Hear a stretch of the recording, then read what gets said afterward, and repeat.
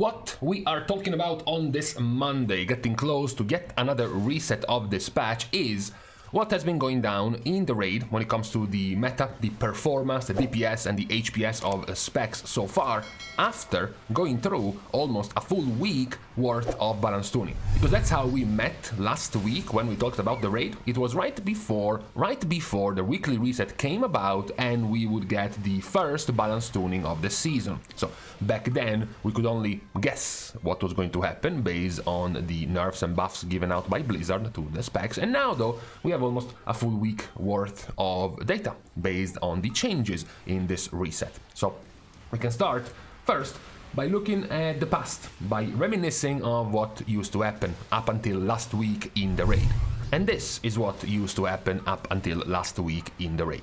You had Fire Mage and Windwalker Monk as the two clear number one specs next to Outlaw Rogue, which was somewhat of a niche spec, not played by many players, but still doing very, very well. It was interesting that amongst the top 5 of these specs in terms of performance overall last week, 3 of those were going to receive nerfs. You had the supposed initially 4% nerf to Windwalker, the one to Fire Mage, as well as the 3% nerf to Shadow Priest. Those were the 3 major specs receiving nerfs, at least for DPS last reset. So now that we have gone through almost a full week, in the last week worth of results, well, for Windwalker, things haven't actually changed. Windwalker is still there.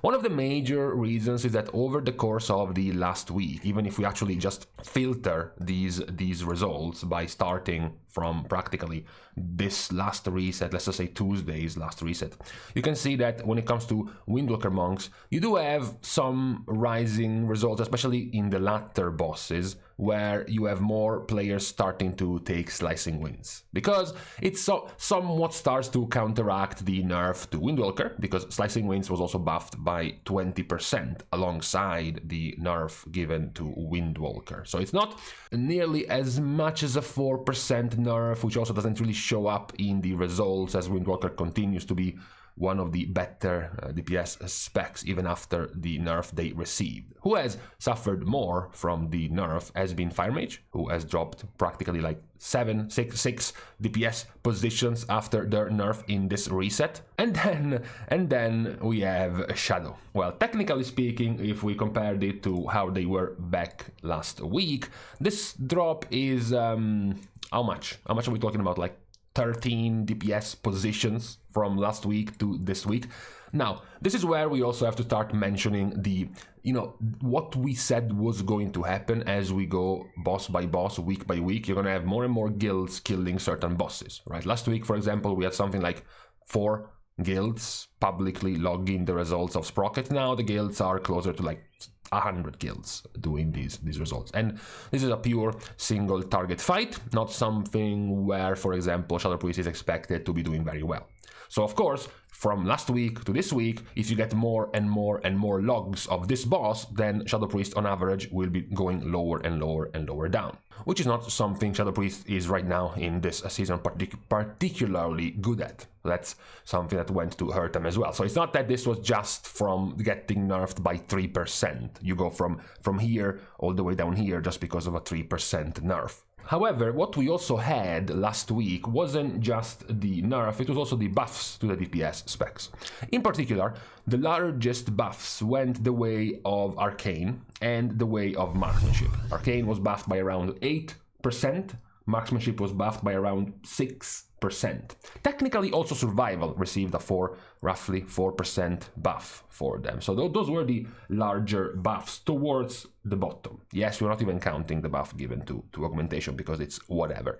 Talking about specs doing slightly better that were still being buffed overall, you had the 4% buff to Frost Mage, you had a 4% buff to Ret Paladin, you had the 3% damage buff to Demo Warlock, you had the 4.5% roughly damage buff to Devastation Evoker. And something we spent quite a lot of time to mention because of its value in Mythic Plus, you had the 5-ish% single target damage buff to Elemental and the 6% buff given to balance. Frost Decay as well also was buffed by 3%. So practically all of these specs from Red Paladin down, with the exception of Destruction Warlock, were all buffed. All of them buffed for this week. Well, it's good to know for most of them this had absolutely no effect. Frost Mage and Arcane Mage are still here, of course Augmentation is still here, Balance Druid is also still here, Elemental Shaman and Demo Warlock are also still here. And to finish, Red Paladin is practically in the same spot it was before. So basically, for all of these specs, these small percentage buffs haven't actually done anything in terms of improving their performance in the raid. The ones who are more visible in their improvement are Frost Decay, Marksmanship Hunter, and Devastation Evoker. Those are the three ones showing the bigger improvement so far in the raid after the balance tuning. Technically, sure, there was also Assassination, which was buffed by around 5%. It was middle of the pack. Now, after a week, they are actually the fourth performing spec so far in terms of results. This is again where we point out that there can be a lot of changes based on the amount of logs of different bosses. For example, when it comes to One-Armed Bandit, we have very few logs still, and practically what we mentioned was going to be the main carry of Shadow on One-Armed Bandit, as well as Affliction Warlock on One-Armed Bandit. But that's where we stop. We stop practically as Sprocket downwards. And also, again, as a reminder, we do see Survival immediately jumping at the very top, right? However, when you look at, for example, what we just saw, One-Armed Bandit, Survival isn't even logged on One-Armed Bandit. You have Sprocket, where you do see Survival doing godlike damage, sure.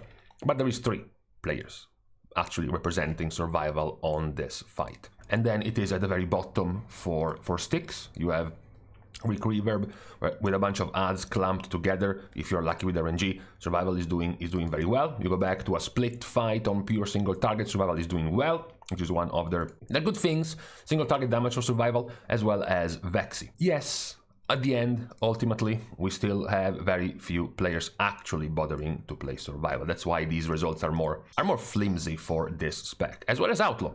We said Outlaw, who has been permanently here, and we kept talking about Windwalker being here and Fire Mage being here. Never really gave too much attention to Outlaw because not many players are actually playing Outlaw compared to practically all of the other specs. That is why it always gets a bit weird to have to make the average between the actual throughput, so the actual damage that is logged, versus the popularity of each spec. For example, the fact that at the moment, if you were to look purely at the throughput, you have Unholy doing quite high damage, despite not actually being one of the buffed specs last week, and as well as, of course, Assassination and Outlaw.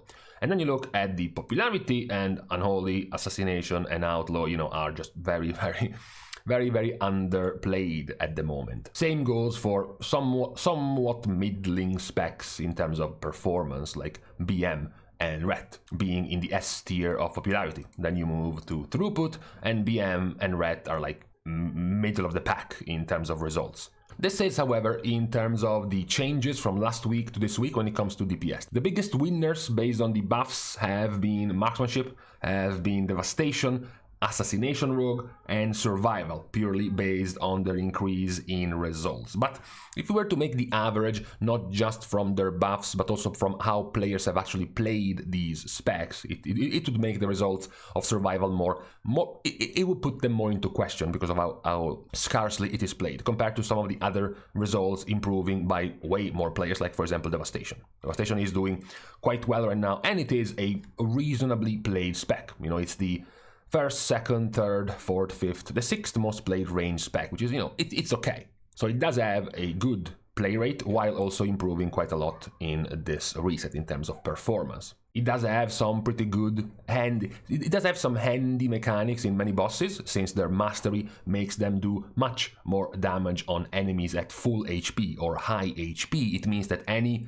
boss with adds spawning are good for Devastation because they can then gain max value from their mastery. Even better if they are close to each other, unlike fights like Sticks where they are all spread all over the place. If they are close to each other, because if they play Scale Commander, they can use their triple beam disintegrate to hit all 3 of them and gain massive value from their mastery. And there are a few of these fights, like, for example, One-Armed Bandit. It wasn't just the Shadow Priest and the Affliction that were used for their good spread dot usage. Devastation also was very good in this fight. So these are the biggest winners when it comes to DPS. The biggest loser, we would have to say, as we mentioned, what we already thought wasn't going to be that necessary of a nerf, Shadow Priest. The 3% nerf to Shadow Priest was perhaps a bit too much. Meanwhile, we are all in agreement about the nerfs to Fire. Now, there was another, however, set of balance tuning. It wasn't just the DPS, it was also the HPS, which went for healers.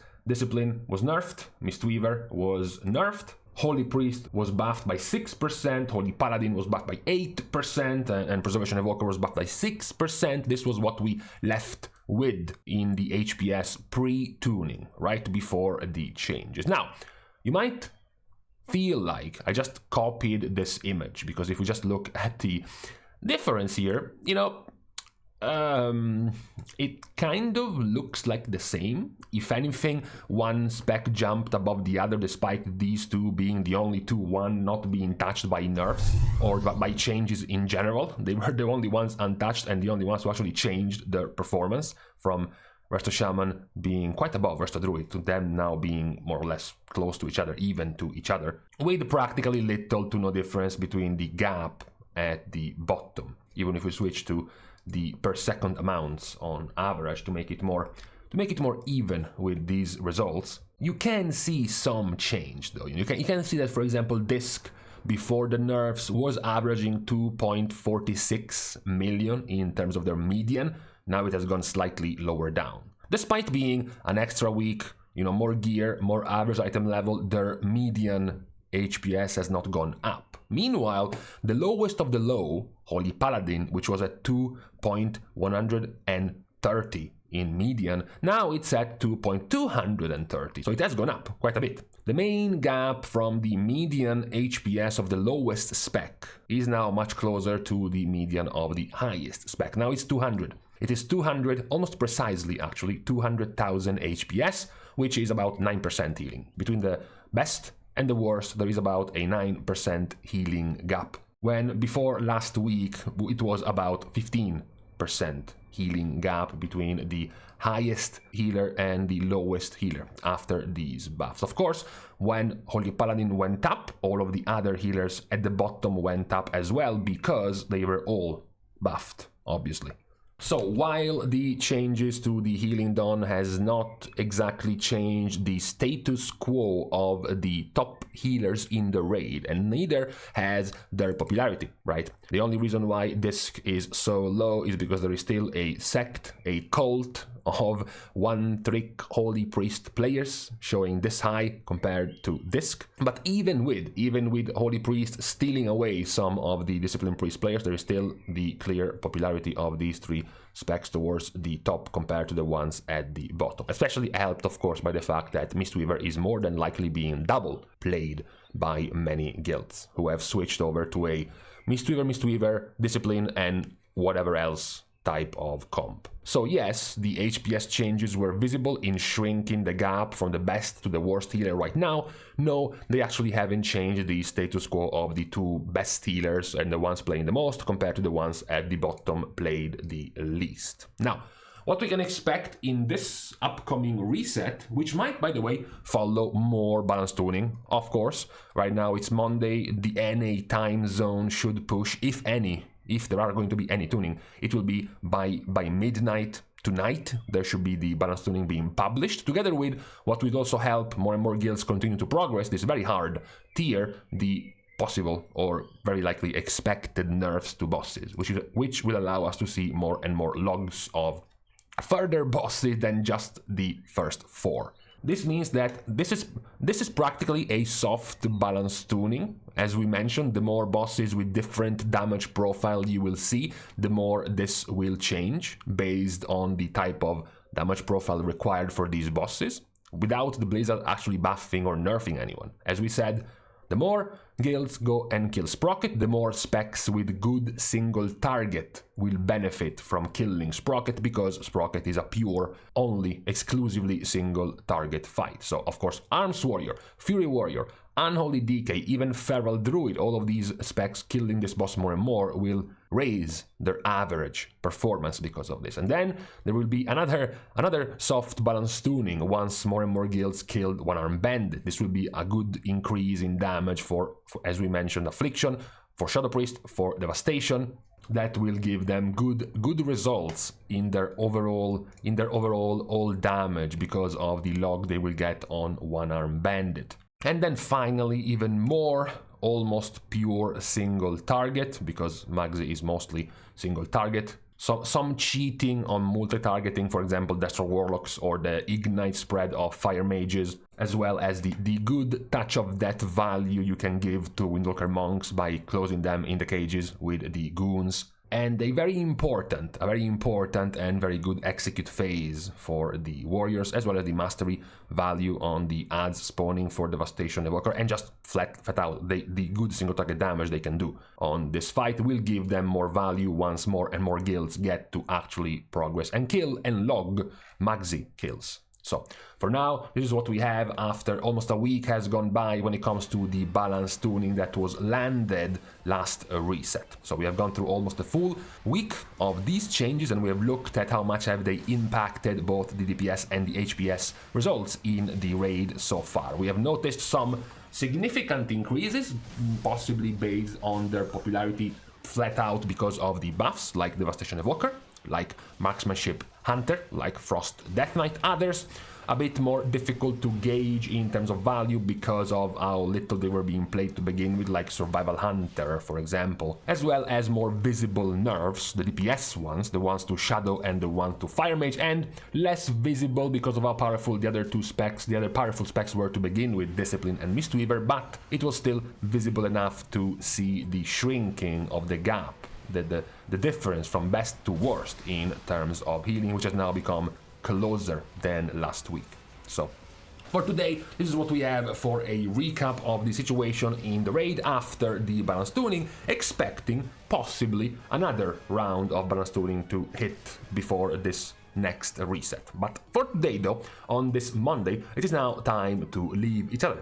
We are now saying our goodbyes by thanking everyone for having watched the video, together with, of course, everyone else who's been supporting Competitive for free by liking and commenting down below, as well as subscribing to the channel itself. Now, with these pointless things out of the way, thank you guys again for watching. See you guys tomorrow, and in the meantime, we are a bit overboard. I said I didn't want to get through March above 15 degrees. On the 31st is 17.